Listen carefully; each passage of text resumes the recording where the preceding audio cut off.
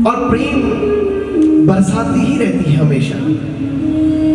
और जैसा अपने बच्चों से प्रेम करती है वैसा प्रेम वो किसी से भी नहीं कर पाती। ये सत्य है कि झूठ है? बताओ, बोलो ना। सत्य है। आपका प्रेम अपने बच्चों से जैसा है उससे अधिक प्रेम किसी से है? आप खाना भूल जाओगे, आप अपने सारे सुख छोड़ दोगे, लेकिन अपने बच्चों को रोता हुआ नहीं देखोगे आप।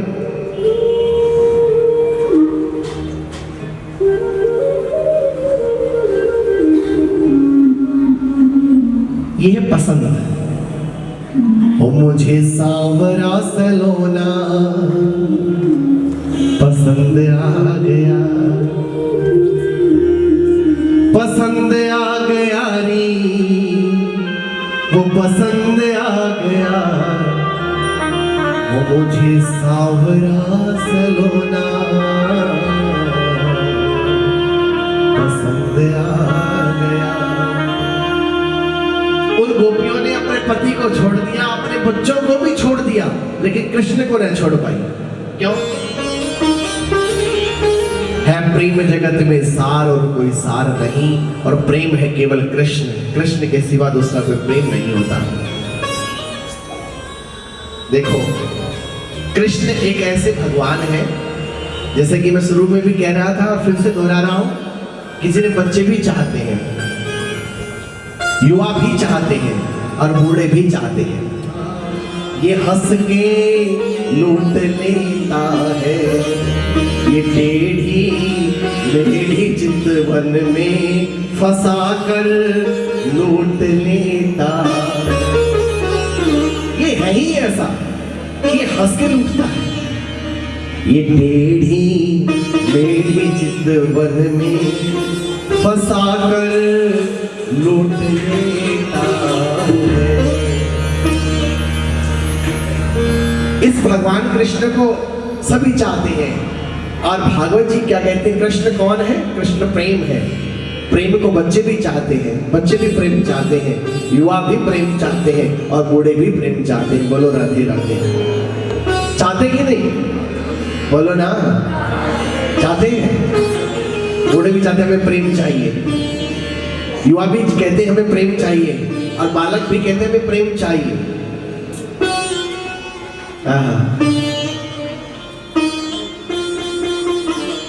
जब महारास हुआ, महारास में भगवान गोपियों को छोड़ के अंतर्ध्यान हो गए, राधा जी को छोड़ के भी अंतर्ध्यान हो गए। कथा ऐसी आती है कि राधा और गोपियां, राधा जी और गोपियां दोनों मिलकर के पुकारती हैं, भगवान आप हमसे दूर क्यों हो गए? हम आपको बहुत चाहती हैं, आपको दिल से चाहती हैं, हम आपको समर्पित हो चुकी हैं, और समर्पित हुए भक्त को ऐसे छोड़ना प्रभु ये अन्याय है।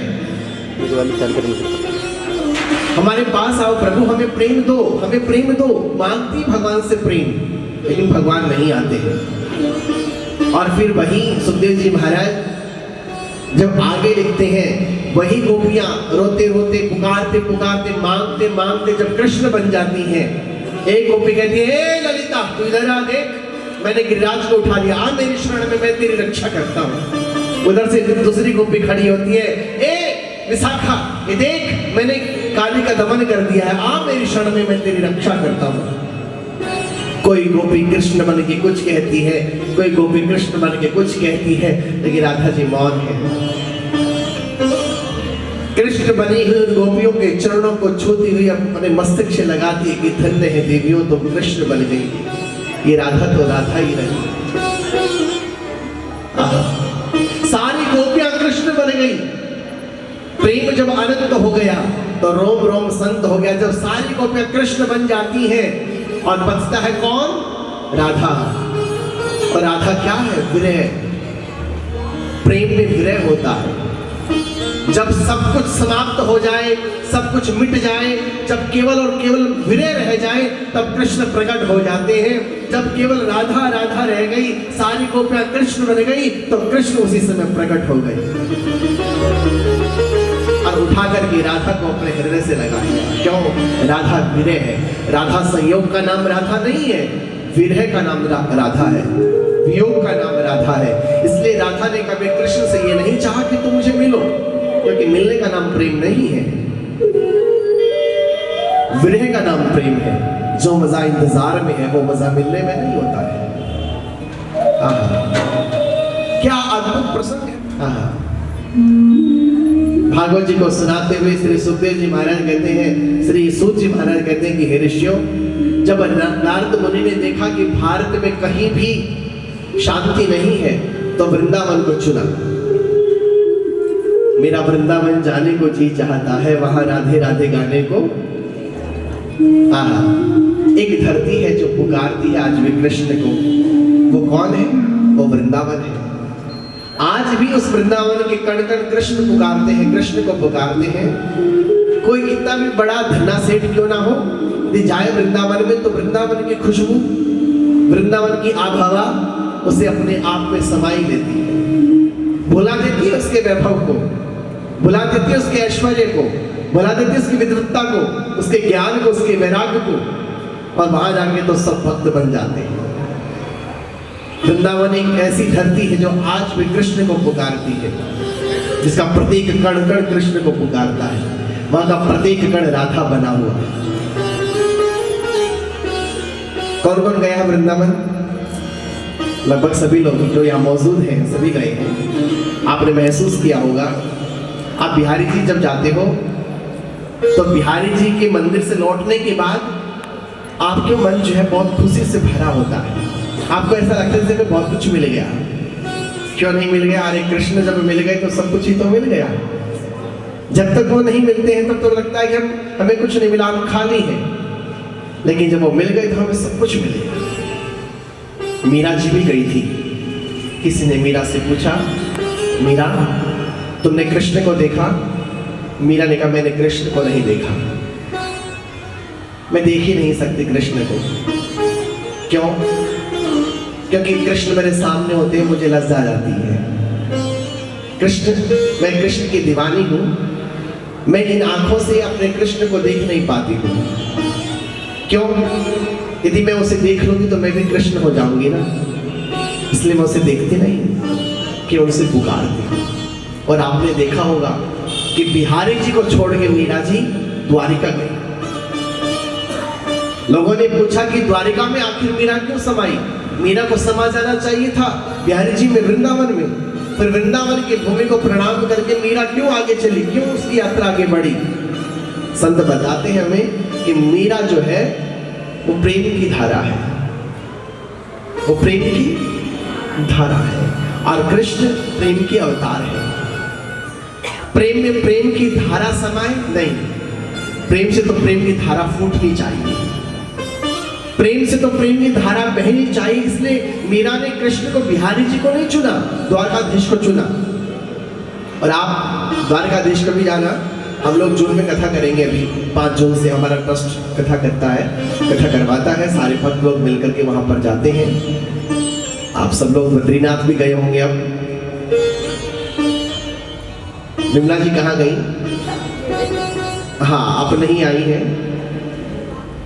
लेकिन आपको विवाह द्वारकाधीश जरूर चलना है। देखो, इनसे मेरा नाता रिश्ता करीबन 26-27 साल तो हो गए होंगे। जब मैं छोटा सा था तब से मुझे देखती आ रही है। और इनके साथ मैंने इतना, जब महाकुंभ लगा था 1998 में, 98 में, तो हम लोग जो है पूरा कुंभ नहाए, बड़ा आनंद आया। तो मेरे कहने का तात्पर्य है, आप कभी द्वारकाधीश कौन कौन नहीं गया? हाथ खड़ा करें। आप लोग नहीं गए तो आप जाना। बिहारी जी को भी आपने देख लिया है तो एक बार द्वारकाधीश को भी देख लो ना, एक बार राजकुमार को भी देख लो, एक बार राजा को भी देख लो, राजा कैसा होता है। आप देखेंगे कि वृंदावन में जितनी चमक है, जितनी रौनक है, द्वारकाधीश में नहीं है। आज भी उस धरती में वैराग्य है, उस धरती में विरह है। क्यों? क्योंकि उसमें विरह की देवी समाई है, मीरा जी समाई है वहां पर।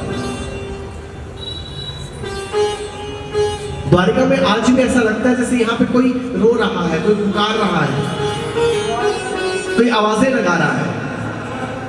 आप महसूस करेंगे वहां पर। आप उस मंदिर में जब जाएंगे तो वहां आपको द्वारकाधीश भगवान जब दिखेंगे, आपको आंखें मूंद करके आप केवल उनको देखना, आपको महसूस हो जाएगा। इससे ज्यादा मैं वर्णन नहीं कर सकता, क्योंकि जब मैं प्रथम बार द्वारकाधीश गया, द्वारिका पर जाने के बाद जब द्वारकाधीश भगवान के दर्शन हुए, उसके बाद मैं कुछ देर बैठा वहाँ, मैंने आंखें मूंद करके महसूस किया कि कोई यहाँ आज भी रो रहा है, कोई पुकार रहा है। फिर मैंने पूछा वहाँ लोगों से कि यहाँ जितनी रौनक बिहारी जी की यहाँ पर है, वृंदावन में है, उतनी रौनक तो यहाँ पर नहीं है, जबकि गुजरात तो धन के मामले में सबसे आगे है, सबसे ज़्यादा धनी लोग गुजरात में ही रहते हैं। तो वहाँ लोगों ने बताया कि यहाँ का एक महत्व है कि जब से मीरा जी समाई है यहाँ पर, तब से यहाँ पर ऐसा एक विरह उत्पन्न हो गया है। देखो, वृंदावन में नाचे हैं कृष्ण, खूब प्रेम बहाया है उन्होंने, इसलिए वृंदावन में जाती रोम रोम खिल जाता है। और मीरा जी समाई है द्वारकाधीश में, इसलिए वहां पर आज भी विरह है। यदि आपको हंसना हो, यदि आपको नाचना हो, यदि आपको गाना हो तो वृंदावन जाना, और यदि आपको कभी बैठ करके रोना हो तो द्वारकाधीश जाना। देखो, आदमी जब रोता है ना तो अपना सारा दिल का भार बाहर कर देता है और रो करके वो हल्का हो जाता है। मैंने एक कथा भी पीछे लिखी थी, निमाई चरित्र, उसमें मैंने लिखा था कि रो, जो व्यक्ति रोता नहीं है वो कभी प्रेम नहीं कर सकता। कोई कहता है कि मैं बहुत प्रेम करता हूँ, बहुत बड़ा प्रेमी हूँ, लेकिन रोता नहीं हूँ, ये हो ही नहीं सकता। कौन कहता आप पत्थर दिल रोया नहीं करते, तो फिर क्यों फूटते हैं झरने पहाड़ों से। बोलो राधे राधे। कमला नगर से हमारे श्री भगत गुप्ता जी, उनकी धर्मपत्नी, हमारे गुरु भाई बहन हैं, हमारे गुरु जी के अनन्य सेवक हैं, करीबन 70 वर्षों से हमारे गुरुदेव की सेवा में लगे हुए हैं। हमारे बीच मौजूद है परिवार, उनकी पुत्र वधू शालिनी भी यहाँ मौजूद है। मैं चाहूँगा एक बार जोरदार करतल थाली से उनका स्वागत करें। इसी बीच में हमारे मिसेस कामरा जी, उनकी पुत्री यहाँ पर विराजमान है। मैं चाहूँगा एक बार जोरदार तालियों से उनका भी स्वागत करें।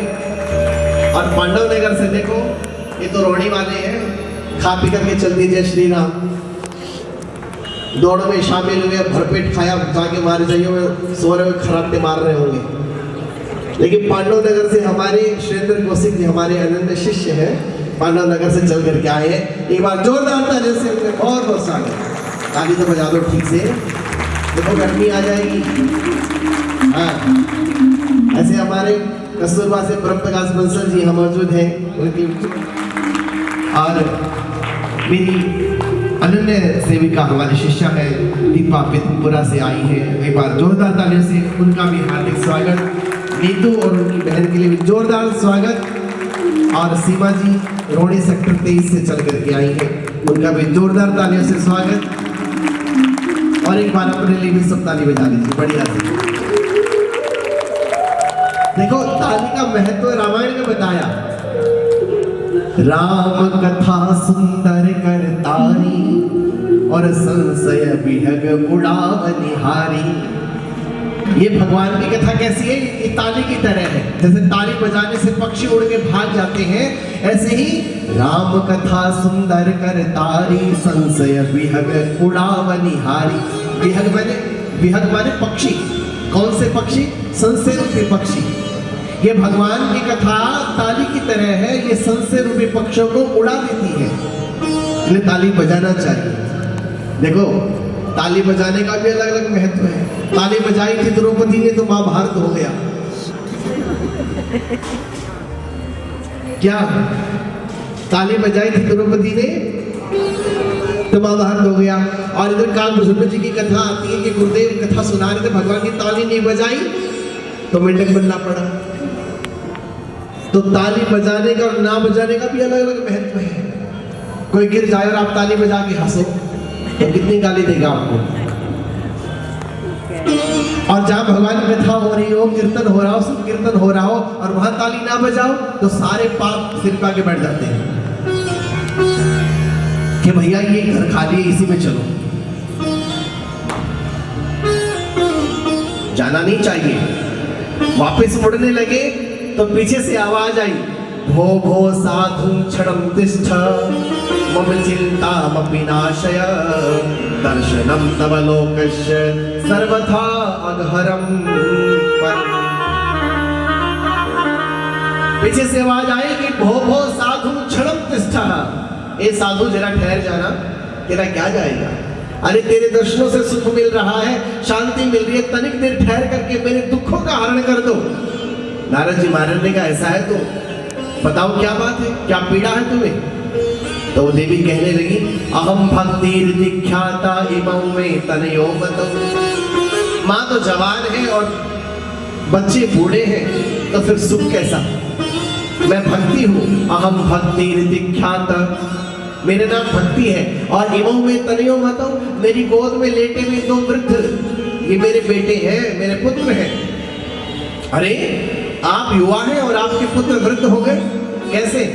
काल योगी ने जर्जरों, काल के प्रभाव से ये वृद्ध हो गए हैं।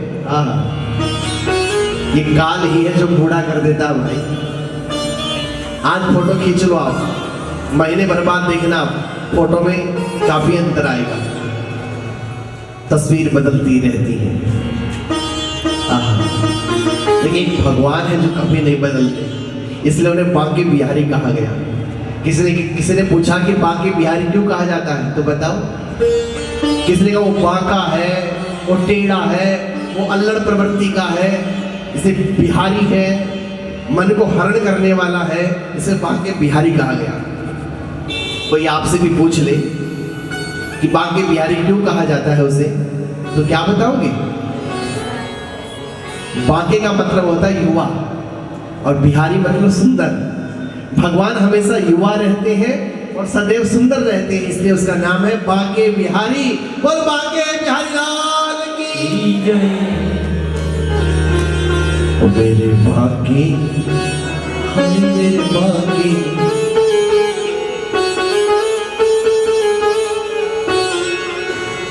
ओ मेरे बांके बिहारी पिया, ओ मेरे बांके बिहारी पिया, चुरा दिल